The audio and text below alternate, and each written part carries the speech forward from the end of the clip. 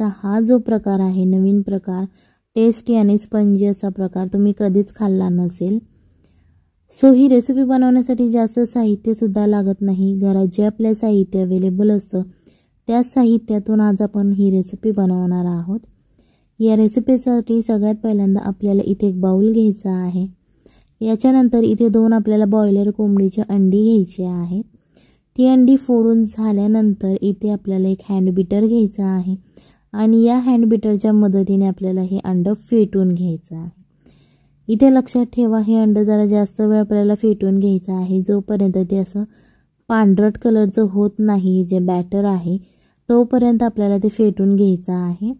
तुम्हाला दिसत असेल बघा, अशा प्रकारे त्याला बुडबुडे सुद्धा आलेले आहेत आणि जेव्हा अंड्यांचा पिवळा कलर होता जेव्हा आपण अंडी फोडली होती त्याच्या हे पेक्षा हे बॅटर जरा फुललेलं आहे, त्यामुळेच हे आता तुम्हाला पांढरं दिसत आहे।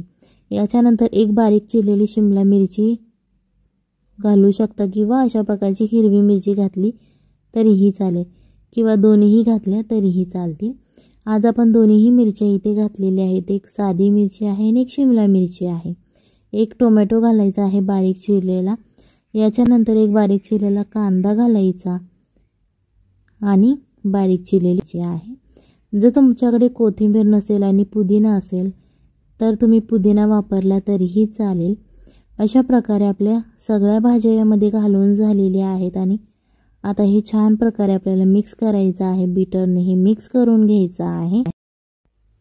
अशा प्रकारे आपल्याला ती फेटून घ्यायची आहे, जेणेकरून छान असं ते सगळं मिक्स झालं पाहिजे। जे आपण भाज्या घातलेल्या आहेत त्या सगळ्या मिक्स झाल्या पाहिजेत आणि त्याला एक बुडबुडे आले पाहिजेत।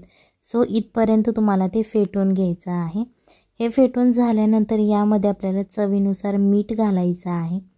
तुम्हाला दिसत असेल बघा, यामध्ये खूप सारे बुडबुडे आलेले आहेत। सो त्याच्यासाठी आपल्याला हे थोडंसं जास्त वेळ फेटून घ्यायचं आहे। जर तुमच्याकडे अशा प्रकारचा हँड बीटर नसेल आणि जर तुमच्याकडे चमचा असेल तुम्ही चमच्याच्या मदतीने सुद्धा फेटवू शकता। इथे आपल्याला कप्प्याचं भांडं घ्यायचं आहे। यामध्ये तेल किंवा तूप, बटर तुम्हाला जे काही आवडत असेल ते घालून घ्या। थोडंसं गरम करून घ्या, जेणेकरून भांडं छान असं तापलं पाहिजे। त्याच्यानंतर आपण जे बॅटर तयार केलेलं आहे अंड्याचं ते या सगळ्या होल्समध्ये आपल्याला घालायचं आहे आणि काठोकाठ ते होल्स भरून घ्यायचे आहे, जेणेकरून तुमचे छान असे फुललेले मोठे मोठे आप्पे तयार होतात। थोडंसं वरतून तेल किंवा तूप घालू शकता, नाही घातलं तरीही चालेल, काहीच प्रॉब्लेम नाही आहे। सो अशा प्रकारे आता हे छान असे एका साईडने आपल्याला भाजून द्यायचं आहे, जेणेकरून ते आपल्याला पलटी करता येईल। तुम्ही झाकणसुद्धा याच्यावरती ठेवू शकता, जेणेकरून जर तुम्हाला सकाळची खूपच गडबड असेल तेव्हा तुम्ही झटपट रेसिपी बनवू शकता। सो अशा प्रकारे आता हे एका साईडने छान असं फ्राय झालेलं आहे। याच्यानंतर आपल्याला आता ते दुसऱ्या बाजूने फ्राय करून घ्यायचं आहे। अशा प्रकारे एक तुम्हाला स्टिक घ्यायची आहे, ज्या स्टिकने तुम्ही आप्पे पलटी करता तीच ही स्टिक आहे।